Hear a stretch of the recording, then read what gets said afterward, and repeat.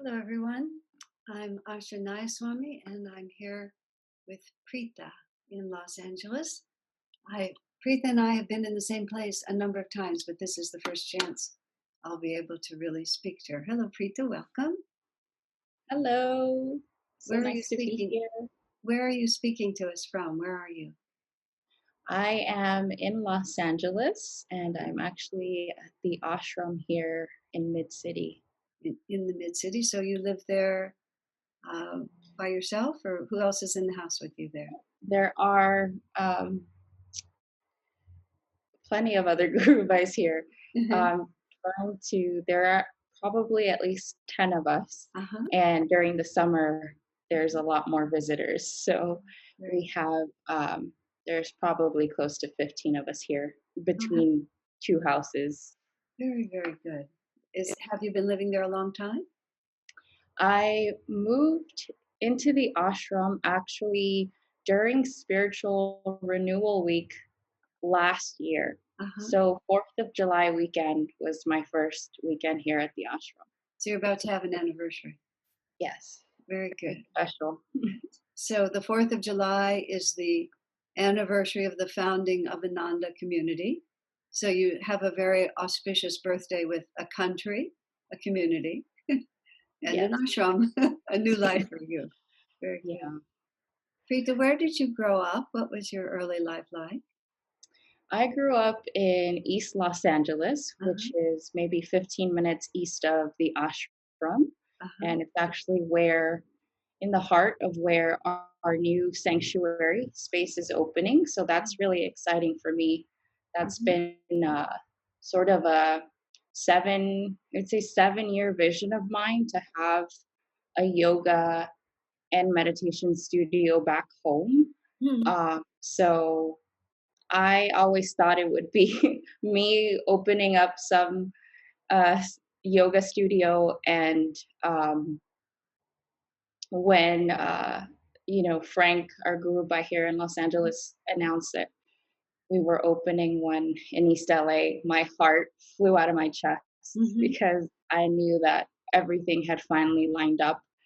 And really, from that point on, it felt like a lot of things in my life were finally in place. Very good. Uh, so, uh, yeah, growing up in East LA, um, there wasn't any yoga or meditation studios. I would say Ananda is actually one of the first that will be present there.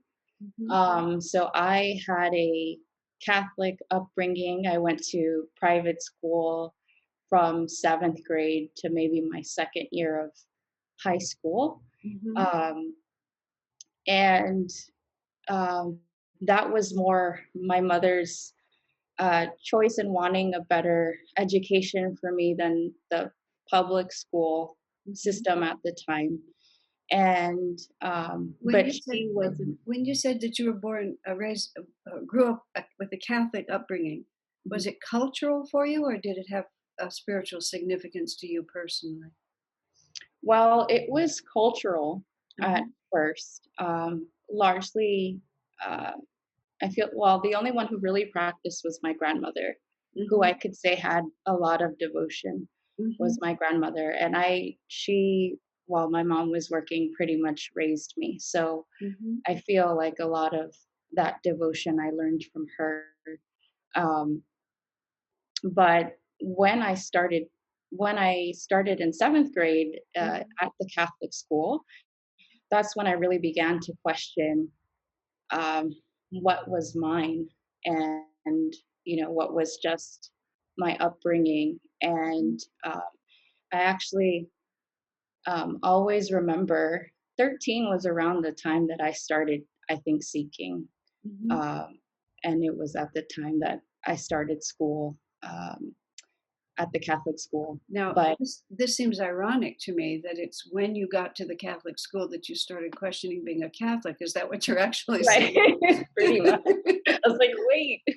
Um, Was it a coincidence, or was it what happened to you when you got there? I think it was, we had a class once a week with the priest who Uh-huh. was actually preparing us for confirmation. Uh-huh. And I remember really wanting to be in integrity with that vow, Mhm, and thinking that perhaps I wasn't, because I wasn't sure what I believed in yet. mhm, mhm, And at the heart of it, I knew that the only thing I could make sense of at the time was, I know I believe in Jesus, mhm, but I don't think they're telling me the story right. mhm. That's true. And Yeah. Did you get a different story from your grandmother, or was it just the feeling of your grandmother? What was authentic about your grandmother that you recognized? um, I think it was really just the purity of her connection to God. Mhm, It felt like something she knew inside her heart mhm, versus something that she just followed. mhm. Can you remember why you felt that? Just from being with her at church, Uh, and just seeing her in prayer, uh, I feel like gave me that sense that she had this deep personal connection, and her faith, just like unquestioning faith. Like, mhm. where does she get? I'd always kind of wondered, like, how does she get to that point of just knowing, no questions asked? Mhm. Hmm. Um, you know, But it just it impressed you in a positive way. You didn't think yes, she would. You could tell right. she wasn't mindless in it. No, not Mm. at all. Huh. It was very much positive. Did you But then ever? it sparked that wanting to have that personal relationship with God, versus just being told this is what God is, or this is what it means to worship, or Mhm. anything like that. Did you ever think to ask your grandmother how she got that faith? I didn't. I haven't. Oh, she's still living, Yes, so you could. I could. Actually, I might call her after this and say, It would be a good thing to ask because was she born with it? Did she earn it? right, that would be good to know. Yeah, it would be good. So was she a cheerful person? Um, she was, I feel like if I had to attribute a divine aspect, some divine aspect to her, she personifies compassion. Compassion. Yeah. Well, that would Um, be exceedingly attractive, especially in the one who raises you. right. So, yeah. You know, you're making a profound commentary on parenting, even Oh, though that's not what we're talking about. mm, Faith and compassion, and nothing in particular, but just what you felt from her. You're talking about what real parenting is. mm, Interesting. Well, so let's yeah. go back to the seventh grade, and here you are with this poor priest. So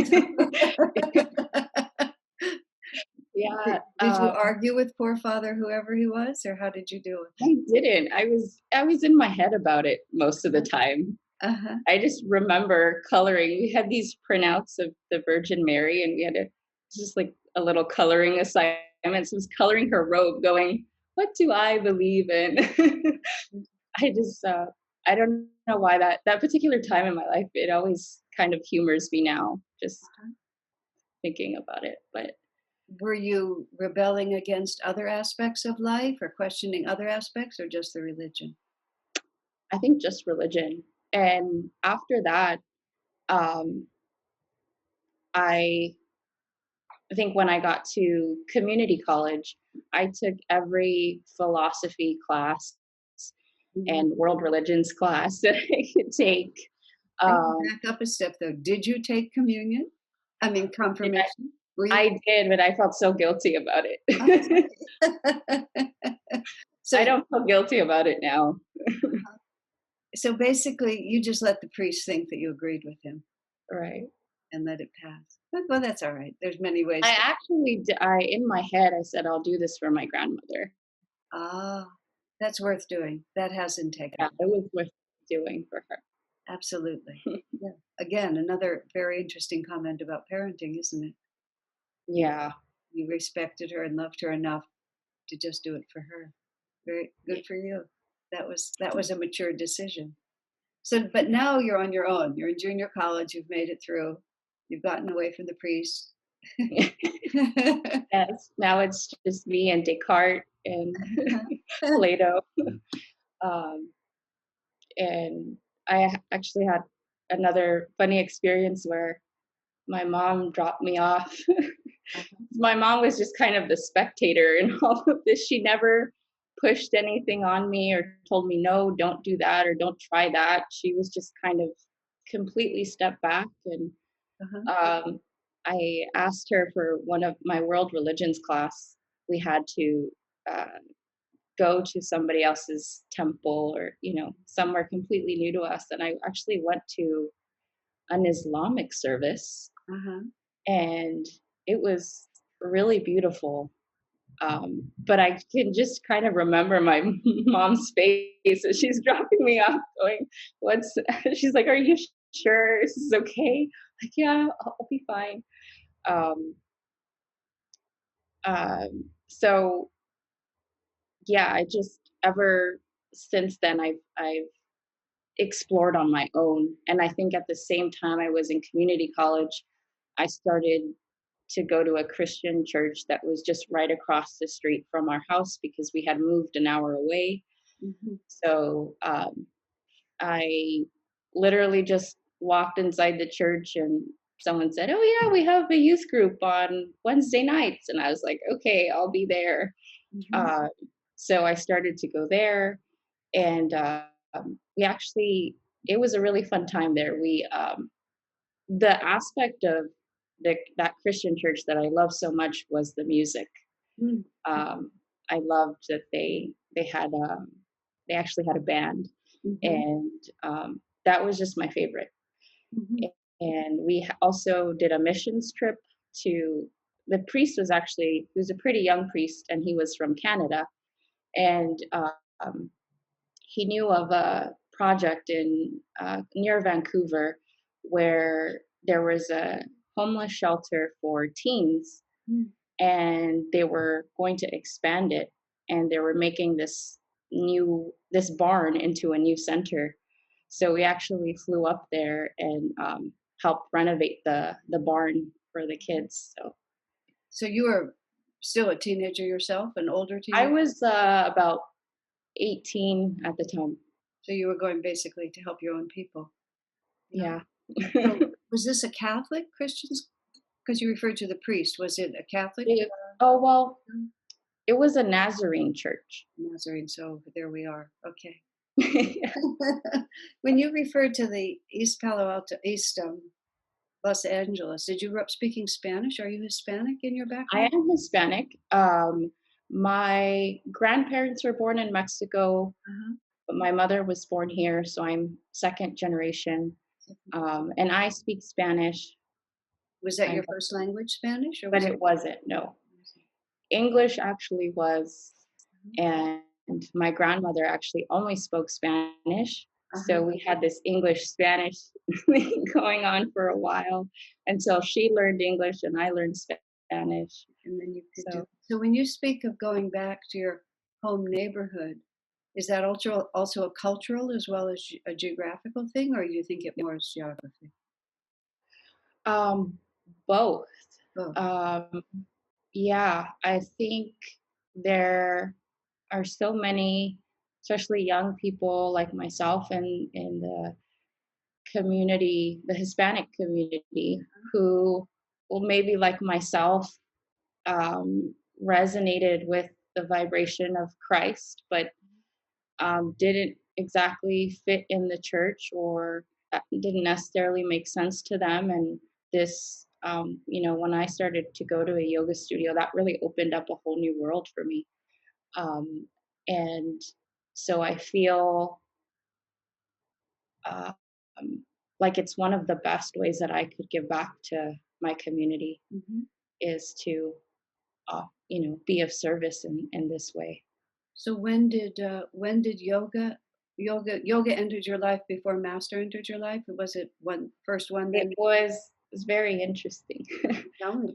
So At 19, I got diagnosed with hypothyroid, which is an underactive thyroid. And that sort of set me on a journey to figure out, well, actually, around 22, two Mhm, years later, I realized that the medication wasn't helping me, mhm, and that I was feeling worse. mhm, So, yeah, at 22, that's when I first entered a yoga studio and I did a work exchange program. Um, and I learned about, holistic medicine and alternative medicine. And there was this woman that I talked to one day at the studio who told me that she had healed her thyroid. Um, and I thought, well, maybe I can do that. mhm, So I actually took myself off of medication and boldly just kind of went on that undertaking of rebalancing my system, primarily first through a vegan diet. So I went completely vegan. mhm, Um, but around that time, I had actually went to a friend took me to Encinitas, mhm, mhm. and I went to Swami's Beach. Encinitas is one of the ashrams founded by Yogananda himself. Yes, that Yes. one. Uh-huh. And so I went into the garden, the meditation garden, and I it was there that I feel like I felt peace or at home within myself for the first time, Mhm, and that really awakened almost this urgency mhm, of I need to find. I don't know what it is, but I need to find it. mhm, mhm, um, and for some reason, I didn't connect Master with that at the time. That was the first time I saw Master's face mhm, at the bookstore. And so it kind of set me on this journey that um, at that point, I think I started um, going to different yoga studios, mhm, but not quite finding my home. mhm, Um, and then this is fast forwarding to maybe 3 years ago, mhm, or 2.5 years ago now. I I started going to a Kundalini studio, mhm. their sadhana at 3:30 a.m. That's dedication, right. And I thought, okay, this is it. I'll just Uh-huh. stay here, and I felt great from the practice because it was chanting and meditation. Mhm, Um, but one day while I was meditating, I heard that I had to devote myself. And I thought, wait a minute, I'm here. it's, mhm. it's early in the morning and That's I'm what I said. meditating. I don't get it. It's Um, 3:30 AM and I'm here. I seem I'm to be here. devoted, I'm right? devoted. But at that time, I realized I was still in the wrong place. I see. And I had drove by Larchmont at the Mhm, time, which is here in Los Angeles. The Larchmont Center was open, and I saw Master's picture on the window, mhm, and I thought, okay, I think that might be the answer. mhm, Um, so I looked at the calendar. I saw the first 3-hour meditation was on Friday. I said, I'll be there. mhm, And the first interaction I had was with Narayan, mhm, and who's our spiritual director here in Los Angeles. And um, I really felt Master's presence, mhm, and I'm really grateful that, I mean, I could have met anyone first, mhm. but I'm really grateful that I met Narayan first. I really feel like it just kind of solidified for me that I was in the right place. I often hear, and I know it's true, it's hard for the devotee to evaluate a guru, but Mm, when you see people who are following the path and they're people that you want to be like, right, that's who I want to become. right, Sometimes that's that's as strong or even stronger a sign that you're in the right place. right? That's very excellent, very good. So from that point on, is Yeah, that sort of like I've the been turning here and I haven't questioned it, and I went right went right into Raja, I think, Uh-huh. all the way to discipleship, and then I just took Kriya uh, in November, last November. So how long? And you've been in the ashram for a year. So you have a Mhm. daughter also, yes? Yes, How old is your Mila. daughter? Mila is 6. Does she enjoy the ashram life? She loves it. Loves it. When she first got here, she was really shy, Uh-huh. and you couldn't get her to talk. Uh-huh. And we were laughing just 2 nights ago. We were having a communal dinner, and she just like had complete control over the whole table. Like all eyes were on Mila, and she was just orchestrating this Uh-huh. conversation, and everyone was just laughing because she's just completely come out of her shell. Uh-huh. And it's been a real blessing for her to be around all these amazing people.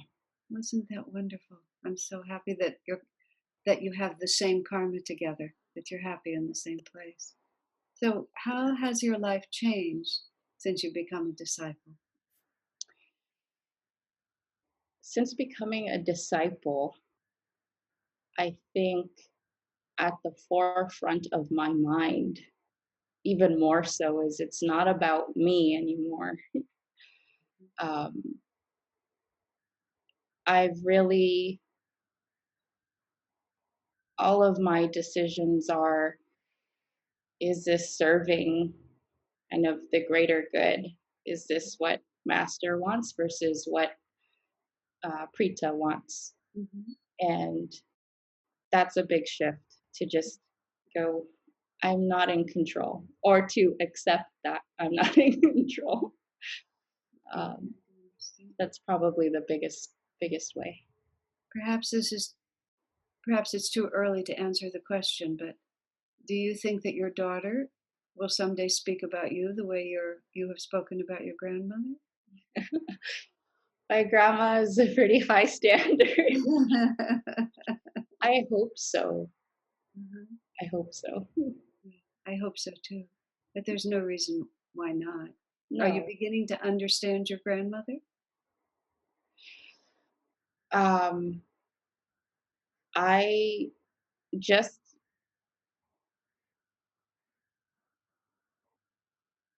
it's just a constant practice of keeping my heart open Uh-huh.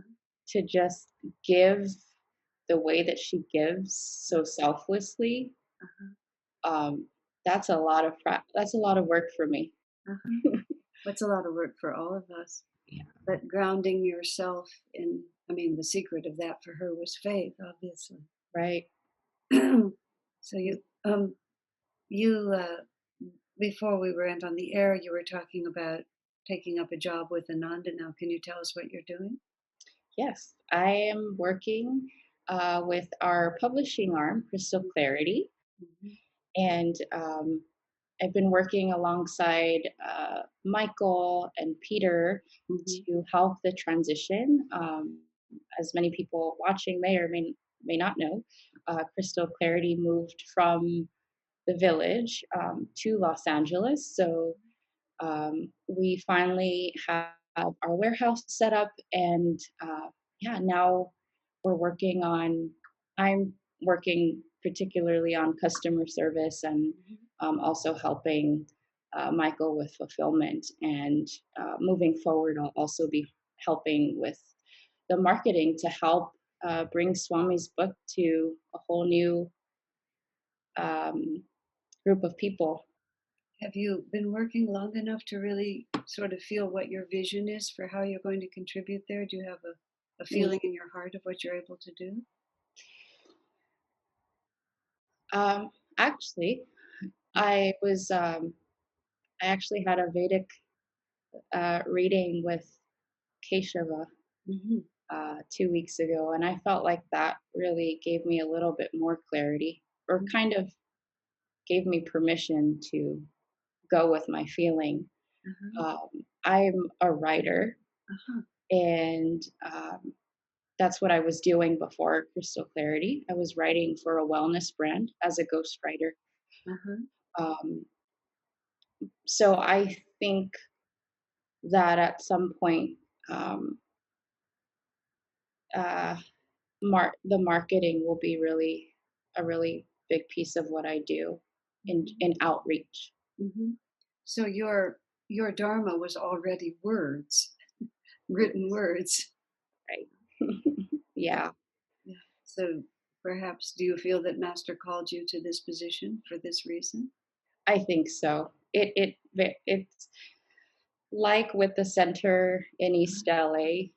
When I heard about Crystal Clarity coming, I was like, "Oh, that's me too." Like it just felt Mm-hmm. like just kind of this confusion about where I fit in the world was finally I was finally gaining clarity around that. Just because I knew that my work was so, or I felt that what I do as a career is really, really important in terms of my service. Mm-hmm. So that question about what I'm going to do is kind of been something been trying to figure out for a while now. Mm-hmm. And so I feel finally like I have that direction and clarity with crystal clarity. I can certainly understand that. Do you feel that you have a, when you go back to your community, as you speak of it, the Hispanic community, will this be a Spanish language ministry and English language, or both together? Have you Yes. thought through that far? Yeah, we actually have started our Spanish ministry. So we've Uh-huh. started with Spanish live streams. Hmm. Um, there's about 3 or 4 of us here Hmm. that speak Spanish, and but I definitely see our classes being both at East LA, Uh-huh. just given that a large part of the population there not only is bilingual, but many predominantly speak Spanish. So Hmm. Well, there's a lot of adventures in your future, aren't they? yeah. If you were going to say to yourself, what is your ideal of discipleship? How would you describe that? My ideal Uh-huh.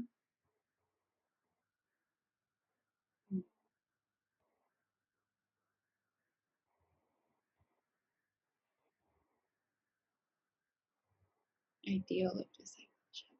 I think it's just selfless service, seva.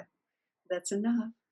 Pritha, thank you so much for sharing all of that. It was really lovely to hear. And it sounds to me you all are on the eve of some really beautiful work there in Los Angeles.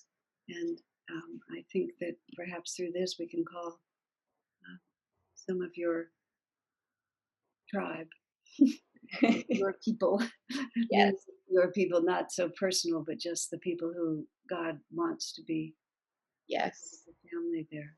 And we'll all keep you in our prayers. Thank you. Thank you so So much.